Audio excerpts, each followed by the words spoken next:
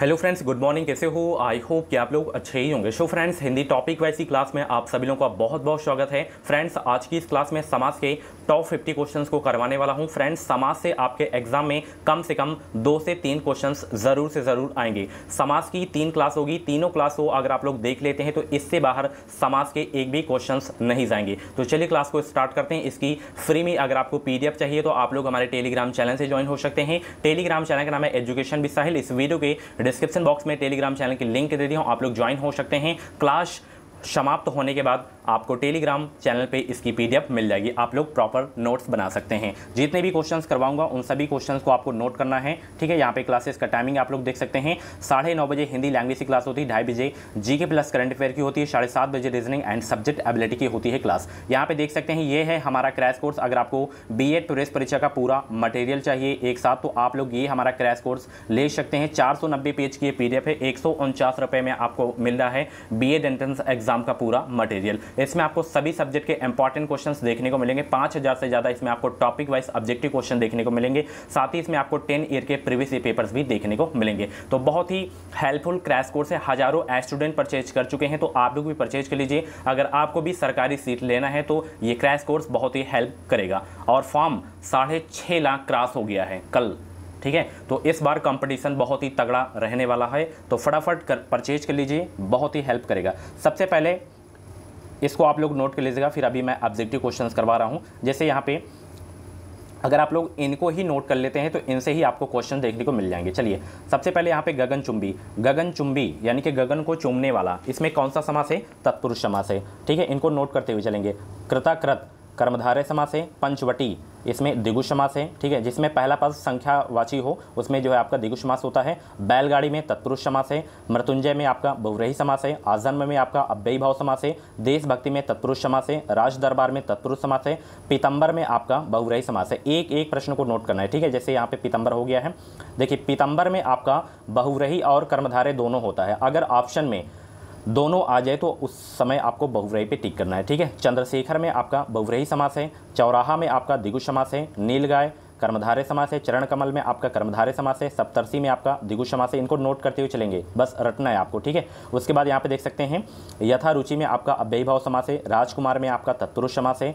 यज्ञ वेदी में आपका तत्पुरुष समास है। ग्रामवासी में आपका तत्पुरुष समास है। परमानंद में आपका कर्मधारय समास है। पर्णकुटी में आपका तत्पुरुष समास है। रसोई घर में तत्पुरुष समास है। बारहसिंगा में आपका जो है यहाँ पे देख सकते हैं बारहसिंह में आपका बहुव्रीहि समास है। अनायास में नए तत्पुरुष समास है। युधिष्ठिर में अलग तत्पुरुष समास है। मनसिज में आपका अलग तत्पुरुष समास है। घनश्याम में कर्मधारय समास है। पुरुषोत्तम में आपका तत्पुरुष समास है। गौशाला में तत्पुरुष समास है। मनोहर में तत्पुरुष समास है। लंबोदर में आपका बहुव्रीहि समास है। इन्हीं को अगर आप लोग नोट कर लेते हैं तो इन्हीं से आपको क्वेश्चन देखने को मिलेंगे। कतर में आपका जो है कतर बेउत में द्वंद्व समास है, जिसके दोनों पद प्रधान होते हैं, इसमें द्वंद्व समास होता है। तिरंगा में द्विगु समास है। निर्विवाद में अव्ययी भाव समास है। आजाद शत्रु में बहुव्रीहि समास है। चक्रपाणी में आपका बहुव्रीहि समास है। अष्टाध्यायी में आपका द्विगु समास है। युद्ध में स्थिर रहने वाले के लिए उसमें यहाँ पे इसका विग्रह किया गया है, युधिष्ठिर होता है, ठीक है। धनंजय में बहुव्रीहि समास है। सतसई में द्विगु समास है। देशभक्ति में तत्पुरुष समास है। परमेश्वर में कर्मधारय समास है। राजपुत्र में तत्पुरुष समास है। शराशर में अव्ययी भाव समास है। इसमें मैं जल्दी जल्दी आपको बता दे रहा हूँ, पीडीएफ से आप लोग जो है नोट्स बना लीजिएगा, ठीक है। दही बड़ा में आपका तत्पुरुष समास है। श्वेत पत्र में कर्मधारय समास है। कुरूप में आपका बहुव्रीहि समास है। दशानन में बहुव्रीहि समास है। वाचस्पति में अलग तत्पुरुष समास है। वीणा पड़ी में आपका बहुव्रीहि समास है। पथ भ्रष्ट में आपका तत्पुरुष समास है। एंड आप बीती में तत्पुरुष समास है। सद्भावना में आपका कर्मधारय है। सज्जन में कर्मधारय है। चिड़ी मार में तत्पुरुष समास है। भयभीत में आपका तत्पुरुष समास है। प्रतिमान में अव्ययी भाव समास है। धीरे धीरे में अव्ययी भाव समास है। यहाँ पे देखिए बहुत सारे लोग कंफ्यूज होते हैं, जैसे बीच में योजक चिन्ह लगा रहता है तो यहाँ पे योजक चिन्ह, ये दोनों एक ही है ना। जैसे भाई भाई आ जाता है, भाई भाई आ जाता है तो इसमें कौन सा समास होगा? इसमें भी आपका अव्ययी भाव समास होगा, ठीक है। भाई बहन आ जाता है तब उसमें आपका द्वंद्व समास होगा, ठीक है। तलधर में आपका कर्मधारय है। चरा चरम में द्वंद्व समास है।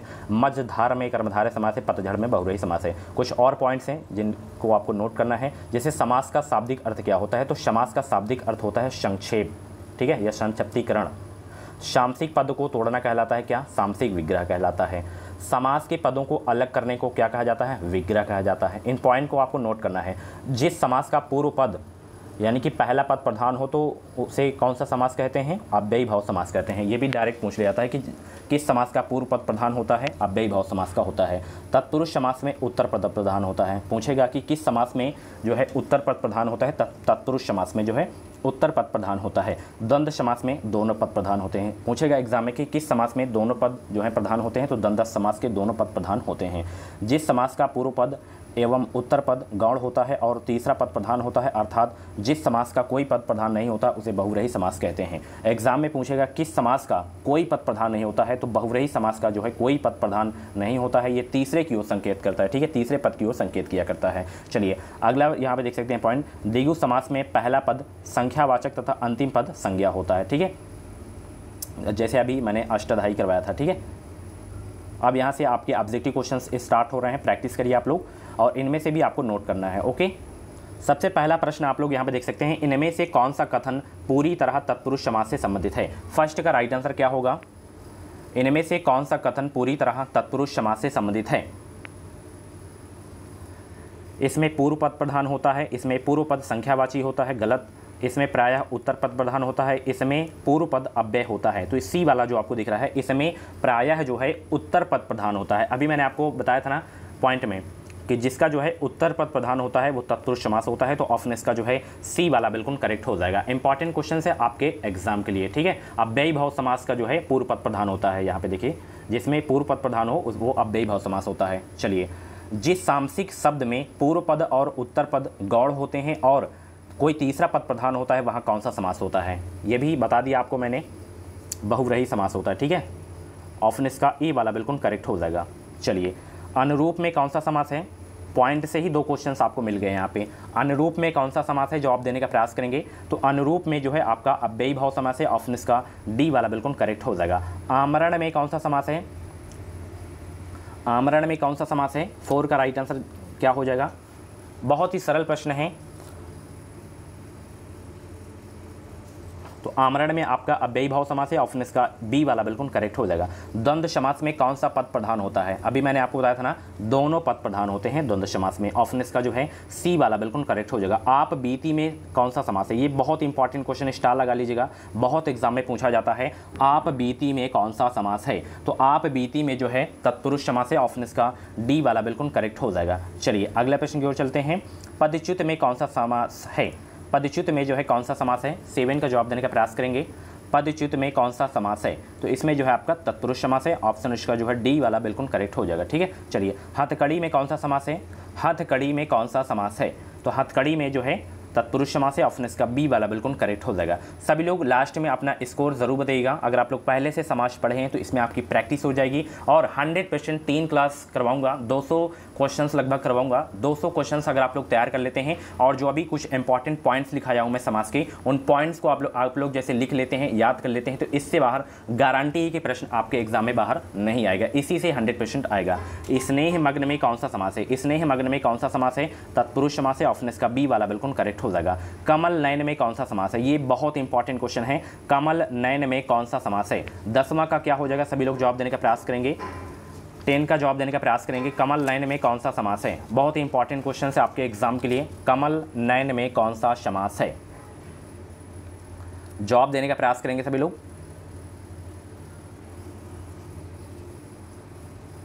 तो देखिए, कमल नयन, इसमें ये कंफ्यूजन वाला प्रश्न है कि कमल नयन में बहुव्रीहि और कर्मधारय दोनों समास होता है। तो यहाँ पे केवल बहुव्रीहि, तो आपको बहुव्रीहि पे लगाना है। अगर दोनों आ जाता है तो उस कंडीशन में आपको जो है बहुव्रीहि पे टिक करना है, ठीक है। जैसे कुछ हैं अपवाद वाले होते हैं, नीलंबर हो गया, कमल नयन हो गया, पीतंबर हो गया, तो इनमें दोनों होते हैं। चलिए, जिन सामसिक पदों में पहला पद जो है संख्या को व्यक्त करने वाला विशेषण होता है, उस वे शब्द कहलाते हैं क्या? द्विगु समास कहलाते हैं। 11 का जो है आपका ए वाला बिल्कुल करेक्ट हो जाएगा। ये बहुत ही सरल प्रश्न था। चलिए अगले प्रश्न की ओर चलते हैं। राज दरबार में कौन सा समास है? बहुत ही सरल प्रश्न है। राज दरबार में कौन सा समास है? 12 का जवाब देने का प्रयास करेंगे। राज दरबार में कौन सा समास है? तो राज दरबार में कौन सा समास है? तत्पुरुष समास है, ऑप्शन इसका सी वाला बिल्कुल करेक्ट हो जाएगा। यथा संभव में कौन सा समास है? ये बहुत इंपॉर्टेंट क्वेश्चन है। अव्ययी भाव का समास जो है ये यथासंभव में कौन सा समास है, अव्ययी भाव समास है, ऑप्शन इसका सी वाला बिल्कुल करेक्ट हो जाएगा। चलिए, जिस समास में पूर्व पद गौण तथा उत्तर पद प्रधान हो उसे कौन सा समास कहते हैं, 14 का जवाब देने का प्रयास करेंगे। उसे कौन सा समास कहते हैं, तो उसे जो है तत्पुरुष समास कहते हैं, ऑप्शन इसका बी वाला बिल्कुल करेक्ट हो जाएगा। चलिए, निम्न में कर्मधारय समास का उदाहरण कौन सा है, 15 का जवाब देने का प्रयास करेंगे। कर्मधारय समास का उदाहरण कौन सा है, तो यहाँ पे देखिए प्रिशाखा, यहाँ पे जो है आपका कर्मधारय समास का उदाहरण है, ऑप्शन इसका जो है डी वाला बिल्कुल करेक्ट हो जाएगा। आजन्म तो अव्ययी भाव समास का उदाहरण है। चलिए, सूची फर्स्ट को सूची सेकंड से आपको मिलान करना है। आपको 16 का क्या हो जाएगा जवाब, सभी लोग जवाब देने का प्रयास करेंगे। यहाँ पे ऑप्शन देख सकते हैं,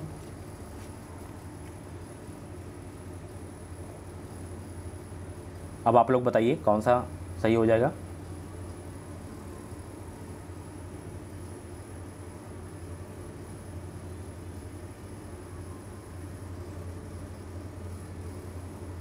सभी लोग जवाब देने का प्रयास करेंगे।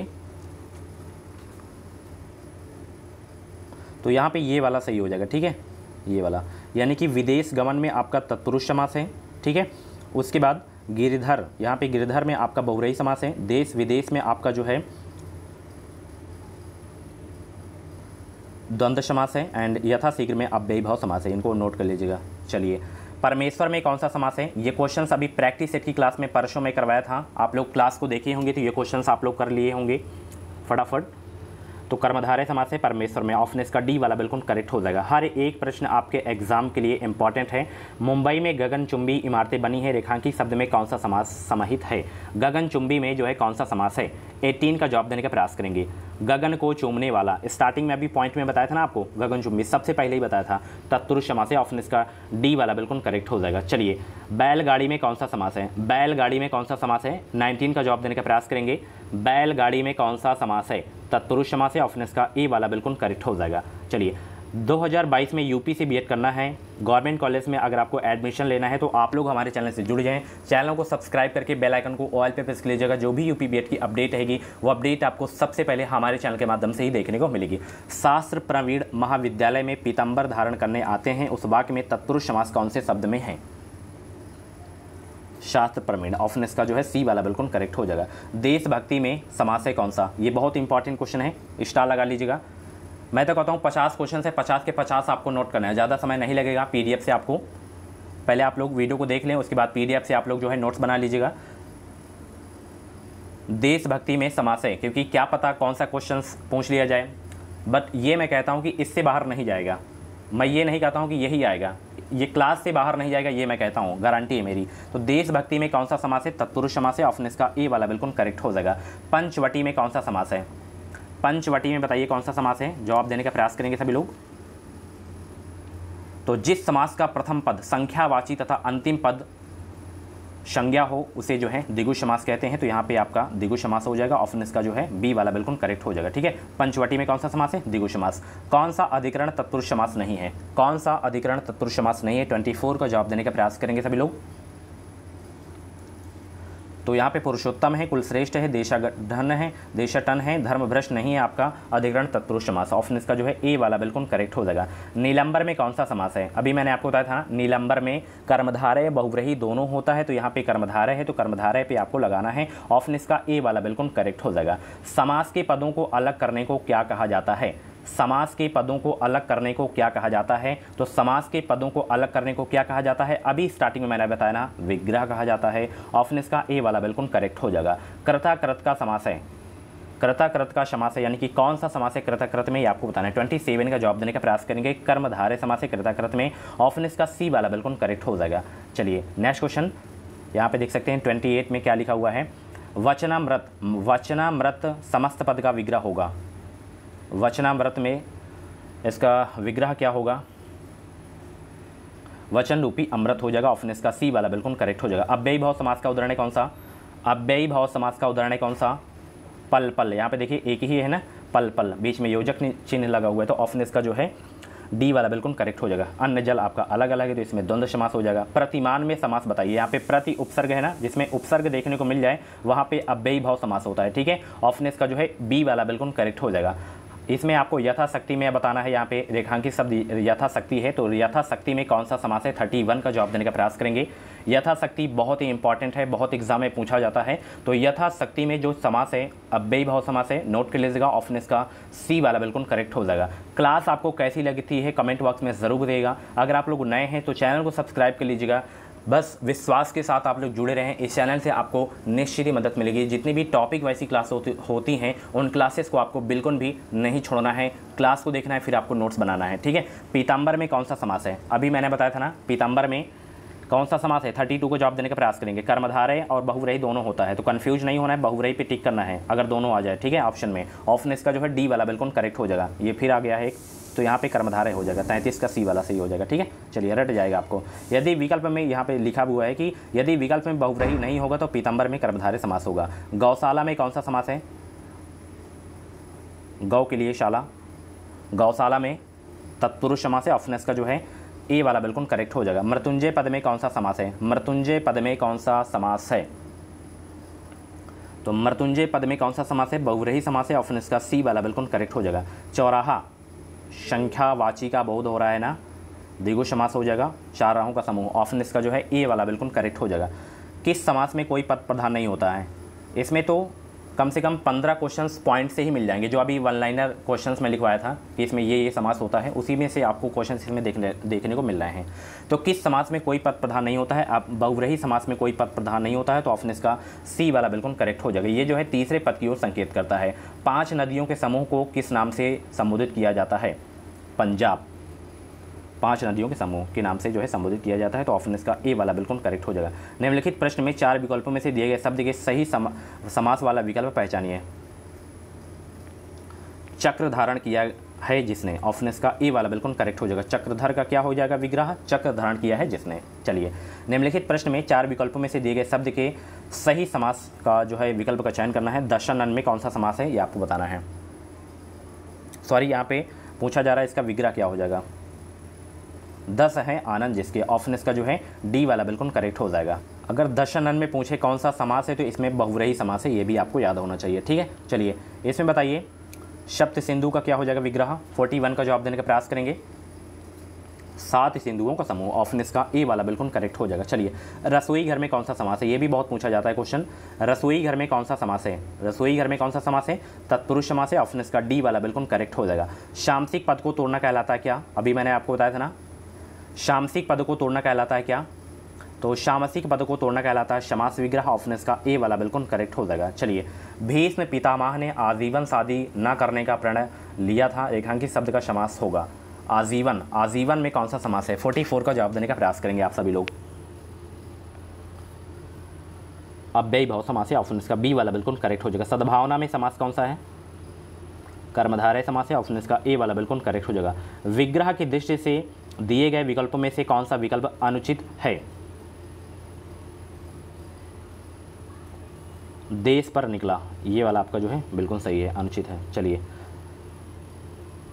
समास विग्रह और उनके भेद की जानकारी दे रहे प्रस्तुत वाक्य में रिक्त स्थान की पूर्ति के लिए सही विकल्पों का चयन करें। देशभक्ति का समास विग्रह है, देशभक्ति का समास विग्रह बताइए और इसमें कौन सा समास है ये भी आपको बताना है। 47 का जवाब देने का प्रयास करेंगे,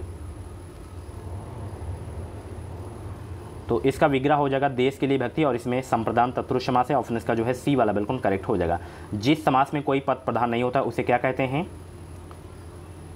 बहुव्रीहि समास, रिपीट हो गया, ठीक है। चलिए विशेषण और विशेष्य के योग से कौन सा समास बनता है, विशेषण और विशेष्य के योग से कौन सा समास बनता है, कर्मधारय समास बनता है, ऑप्शन इसका ए वाला बिल्कुल करेक्ट हो जाएगा।